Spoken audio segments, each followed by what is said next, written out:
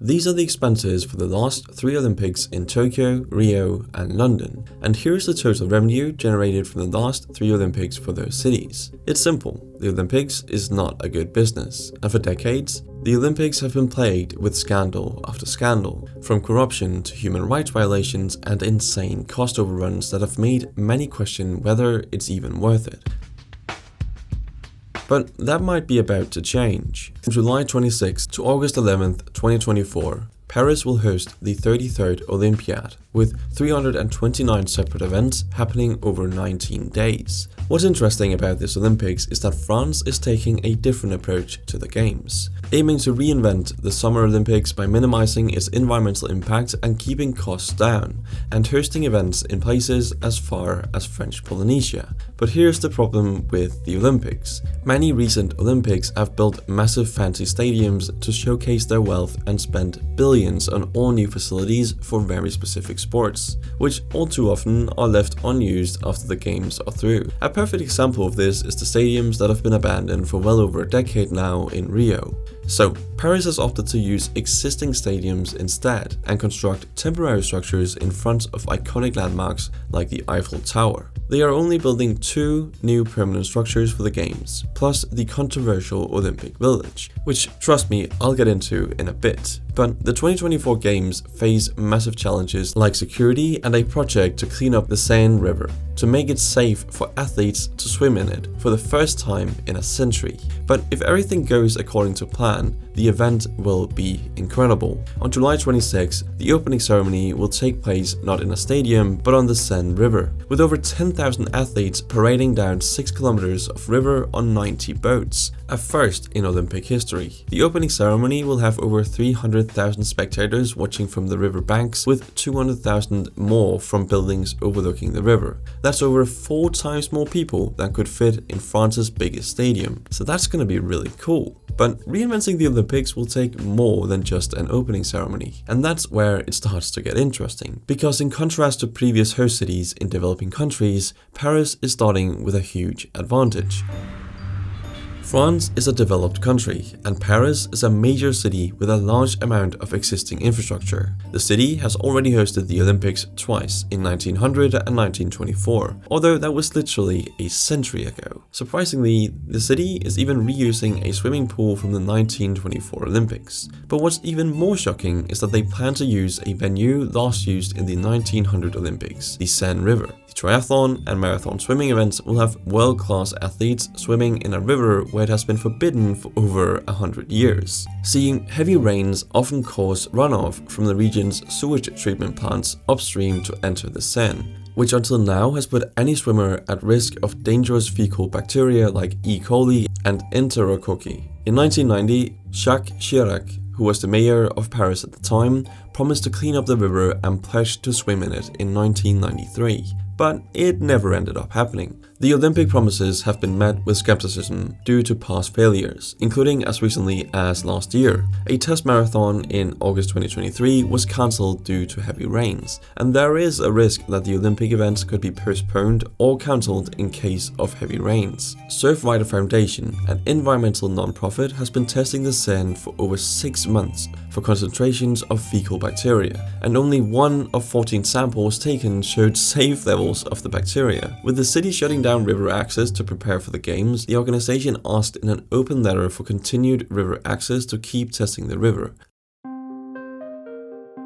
But some major infrastructure projects have just been completed that are likely to massively improve the river water and make sure that swimmers don't end up sick. First, a huge underground basin near the Austerlitz train station will store 50,000 cubic meters of rainwater, or enough to fill 20 Olympic-sized swimming pools. Opened in May 2024 at a cost of 90 million euros. It will prevent dirty water from entering the river, pouring excess water into the sewer system for treatment. Around 10 kilometers upstream from Paris, a rainwater decontamination station opened in a nearby suburb in April. It can hold 45,000 cubic meters of water, or 18 Olympic swimming pools worth, and cleans 700 liters a second before releasing it into the Marne River, which flows into the Seine. Costing 53 million euros, the major project uses a series of filters before cleaning the water with UV lights to kill any remaining bacteria. Aside from these massive projects, France is also tackling smaller issues like correcting 10,000 faulty branch pipes leaking dirty water into rivers.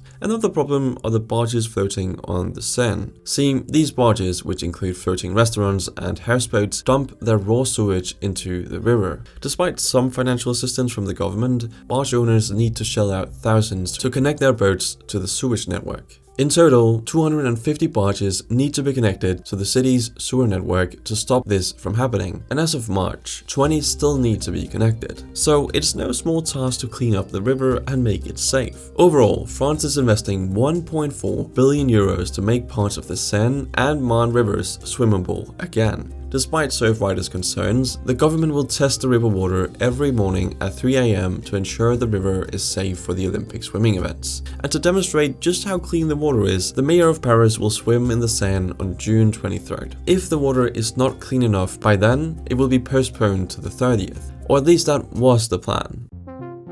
On May 27th, a report by the Pesticide Action Network Europe revealed that Europe's waterways are contaminated with trifluoroacetic acid, which is a so-called forever chemical. The Seine cleanup is only focused on removing 2 types of bacteria and completely ignores chemical pollution. So far, there has been no official response to the report, so the river swim still seems to be on the calendar. We'll have to wait and see. But this isn't the only major challenge facing France is taking on this summer. The Olympics are a massive event, and the 33rd Olympiad will be the largest event ever held in France. Given the number of terrorist attacks in France over the past decade, France is heavily investing in security to keep spectators and athletes safe. And that's not cheap. For the past 2 decades, security costs for the Olympics have been well over $1 billion, and this year will likely be costly as well. France will be deploying 45,000 police officers during the opening ceremony and 35,000 for the rest of the games. It has even asked neighboring countries to send 2,000 more officers as reinforcements. Police officers are being given a €1,900 bonus to work during the games, further driving up costs. To make matters worse, garbage collectors, transport workers, and rail workers have striked in recent months to obtain similar benefits. With transport strikes a common annoyance during French summers, the government has given in to many demands to avoid causing a scene while the whole world is watching. And like many Olympics before it, France is keen to show a sparkling clean vision of itself to the world. And that means removing thousands of homeless, including migrants, and moving them to housing in other cities in France, or even paying for them to fly back to their country. This strategy has freed up thousands of hotel rooms that usually temporarily house the homeless, fueling criticism of the government's actions. But the intense demand is a once-in-a-lifetime opportunity for hotels and property owners, driving unprecedented greed. 15 million visitors are expected to stay in the city's 85,000 accommodations, and hotel room and Airbnb rates are skyrocketing. According to one study, hotel room prices have shot up 226%, going from $169 per night in July 2023 on average to $699 during the Olympics. While the price hikes are likely temporary, other effects of the games may be more permanent. The Olympic Village, which I mentioned before, is being built in the neglected suburb of Seine and is being touted as a major investment in the area that will be converted into housing for 6,000 new residents after the games. But some existing residents worry the housing will simply drive gentrification. Only 1/4 of its units will be turned into public housing, although more will be rented out as affordable housing. But the rest will be sold on the housing market for over €7,000 per square meter, well beyond the reach of existing residents. The North Paris suburb of Seine is also receiving other investments for the Olympics, like the newly built aquatic center, which will be a permanent structure. The area will also benefit from a massive expansion of transit. Metro Line 11 is being extended east into Seine when the extension opens in June. Metro Line 14 is being extended south to Orly Airport and north to a new station within walking distance of the Olympic Village. This station, Saint-Denis-Pleyel, will open in June 2024 with the extension of Metro Line 14. It will eventually become a transit hub for 3 new metro lines, 2 of which will open in 2026. What's more, a pedestrian bridge just connected the station to the RER-D Regional Express train station and the Stade de France Stadium, where several competitions and the closing ceremony will be held. 2 more transit projects, the extension of the T3B tram in April and the extension of the RER-E across Paris to La Défense in May, have further improved connections across the metropolitan area. Despite these major investments in the transit network, there has been criticism of transport policies for the Olympics, like the massive price hike of metro tickets. During the Olympics, the price of one ticket will nearly double, going from 2 to 4 euros. The transport agency says the increased fare will cover the cost of running more trains to meet demand, but considering the original plan was to make public transport free for Olympic ticket holders, it seems to many like a greedy cash grab. Thankfully, locals with monthly passes can avoid the price hikes, and there will be other ways around the increased pricing. But honestly, it might be a deliberate decision to discourage people from using public transport. See, the Paris city government is running a campaign for people to work from home during the Olympics and avoid trains when possible. And it might be working. Although a recent survey revealed that 70% of Paris region residents said they would not leave Île-de-France region during the Olympics. 30% said they would ask to work from home. The government has also created a site to inform people about changes that could affect their commute, as some stations will be closed, some roads will be blocked off, and some areas will be off limits to those without tickets to an event or a special pass. The event is also expected to generate massive traffic, so 185 kilometers of road will be Olympic lanes, reserved for athletes, Olympic delegations, journalists, emergency vehicles, and public transport. But the good news is that the city has added 55 kilometers of bike lanes to make every Olympic venue accessible by bike, alleviating the massive spike in traffic on the metro and road networks. They're adding 10,000 bike parking places near the venues and an extra 3,000 bikes to the Relais bike sharing service. So all of this infrastructure must be costing a fortune, right? Well, yes. Surprisingly, the Paris Olympics are said to be the cheapest in decades, compared to the insane cost of the Beijing Olympics, but also more recent figures like London, Rio, and Tokyo. While not massively cheaper, the Paris Olympics is expected to cost around 10 billion euros. But it will also have major economic benefits estimated at between 6.7 and 11.4 billion euros, as 15 million expected visitors will be spending money on hotels, restaurants, and more. According to the World Tourism Organization, France was the #1 tourism destination in 2023, with over 100 million tourists visiting the country. These numbers were helped by the Rugby World Cup and will likely climb even higher in 2024 thanks to the Olympics. But beyond the temporary influx in visitors, the Olympics will bring massive attention to Paris, especially as the city's major landmarks will be on full display. In fact, all of France will get some attention, as some competitions are being held in other French cities. Lyon, Bordeaux, and a handful of other cities will host football matches, while Marseille hosts the sailing competition, which makes sense because Paris isn't exactly on the sea.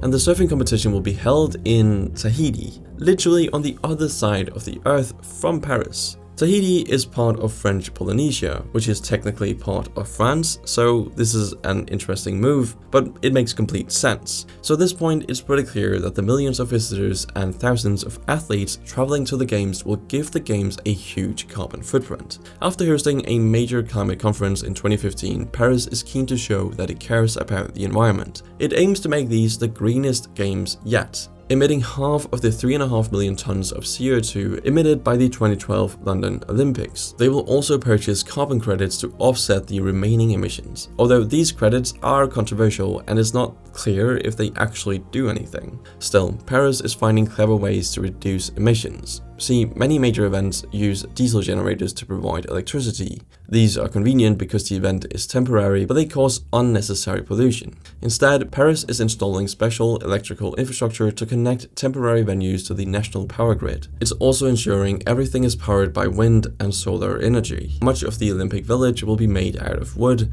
and materials will be shipped in by river barge, driving down CO2 emissions of construction. The aquatic center has been built with wood and is designed with a curved curved roof and a shallower pool to reduce energy needs. Some buildings in the Olympic Village will feature geothermal heating and cooling, avoiding the use of air conditioning altogether. During the Olympics, these apartments will act like dormitories for athletes with temporary beds made out of cardboard. To save room, the kitchens won't be installed until after the Olympics, as the athletes will have a 3,500-seat canteen for their meals. What's insane is that the Olympic Village will serve over 600,000 meals per day. The village has been carefully designed to the last detail, with close attention paid to accessibility, making it easy to navigate by wheelchair and making space for seeing eye dogs. And there's a good reason why.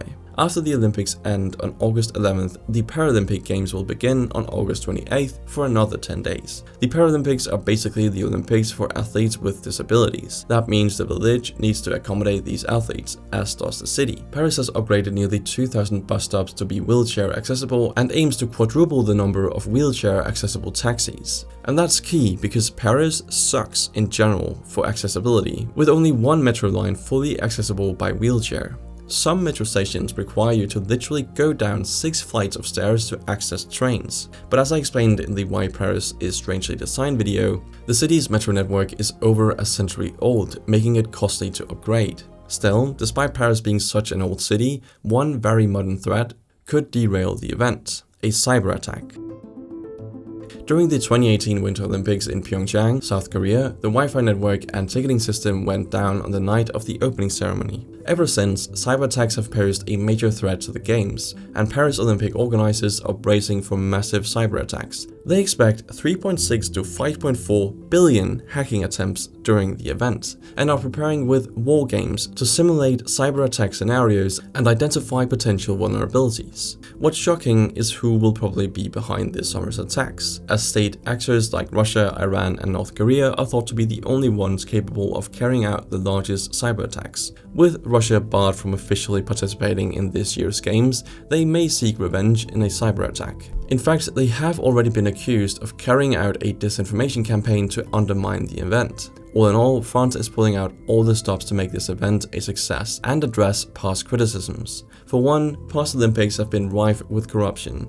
The head of Brazil's Olympic Committee was recently handed a 30-year prison sentence for bribery related to the 2016 Rio Olympics. France has tried to get ahead of the issue by raiding the Olympic Organization Committee's office last summer to find evidence of corruption for 2 corruption investigations related to Olympic contracts and conflicts of interest. Still, the organizers have been criticized for a lot of their decisions, like the obscene ticket prices. While the president of the organizing committee promised cheap tickets, in reality they were not so easy to access. In spring of 2023, the first batch of cheap tickets, which were as low as 24 euros, went on sale. But many tickets went for much more, causing widespread public criticism. The opening ceremony tickets cost as much as 2,700 euros if you weren't lucky enough to buy the cheaper tickets before they sold out. The 10 million tickets are expected to draw in 1.24 billion euros, which is about a third of the game's expected revenue, if they can sell them all. So will this summer's Games be a success? There certainly is a lot of momentum behind it, but we will have to see. The Tokyo Olympics, which took place in 2021, were the least watched Olympic Games ever in the US. Still, the Tokyo Olympics didn't allow spectators due to the ongoing pandemic, dampening enthusiasm, so Paris can probably come back from that low point. Major corporations are already spending billions to advertise during the Games, which could be a good sign. But let's see how all of this turns out. But that's it for this video, thanks for watching and I'll see you in the next one.